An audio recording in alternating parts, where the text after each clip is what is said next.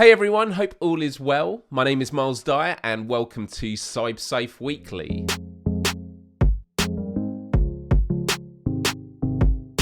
Firstly, a huge thanks to everyone out there who checked out and commented on last week's pilot episode. All the love that came our way, all the feedback, it's greatly appreciated. So be sure to hit that like button and let's kick things off with phishing. CybSafe's very own behavioural scientist, Dr. Joe Millwood, hosted a webinar last week on reducing phishing risk in the insurance industry. With two great guests, we had social engineer James Linton and Solent senior analyst Al Parisian. Measure success, not failure. And to the extent you can, humanize it. If you can humanize what's happening, then it's not a checklist of things that you're trying to run through to avoid being phished. For this webinar, we gathered all the latest data research, industry insight, and data from the CybSafe machine, and launched an ebook alongside it called A New Approach to Simulated Phishing. Both are now available and absolutely free, so if you want to check out the webinar on demand or download the ebook, links to both of them are in the description to this video. We want this show to be an opportunity to amplify voices from across the industry, so if you know of any great articles or videos that you think others should know about, why not let us know in the comments below. This week, I'd like to draw your attention to two pieces. Firstly, Lance, director of the SANS Institute, wrote this great blog titled Security Awareness Metrics, What to Measure and How. It's a great walkthrough on how to create a strong metrics framework, measuring impact and demonstrating value. And here he highlights defining awareness, addressing human risks, behaviours, change.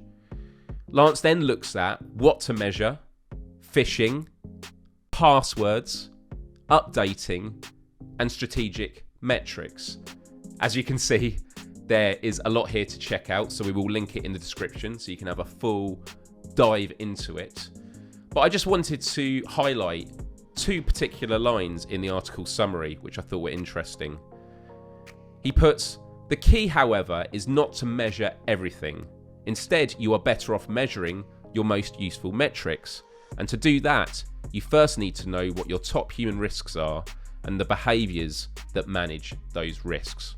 And secondly, I found this LinkedIn post from Slaven, who is Director of ICT Risk Supervision at Croatian National Bank, which really made me smile.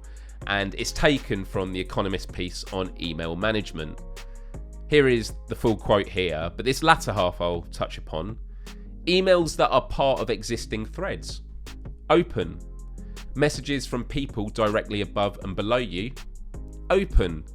Reminders from the Chief Information Officer that cybersecurity really matters.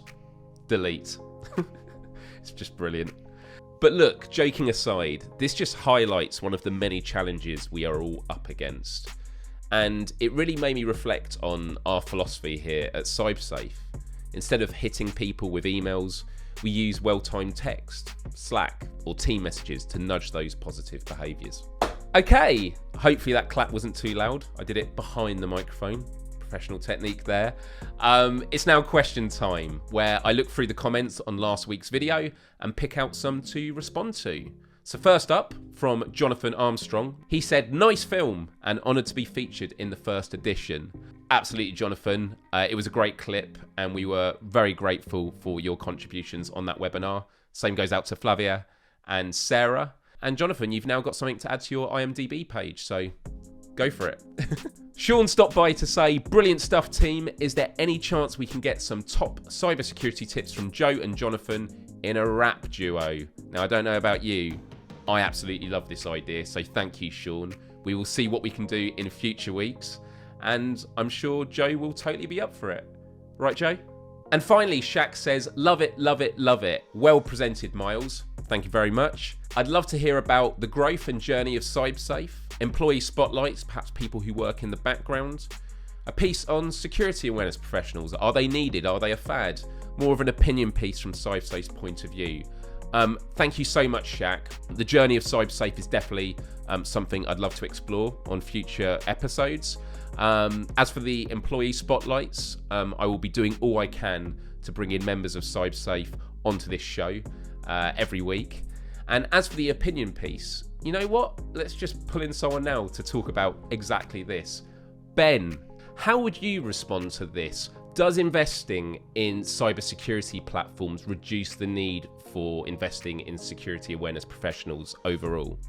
Firstly, these platforms reduce the time spent collecting data and getting the meaningful insights into security culture and behaviors. So it's only freeing up the time of these professionals to kind of spend the time doing the stuff that actually matters. So shaping programs, initiatives, events. I remember the amount of time I used to spend when I was working at Dyson, looking at spreadsheets, talking to 20 different people in the business just to get an insight into one thing. I also had no idea what my baseline was. So I was at the same time scrabbling around to actually understand, right, well, now I have this metric. What did it look like 6 months ago?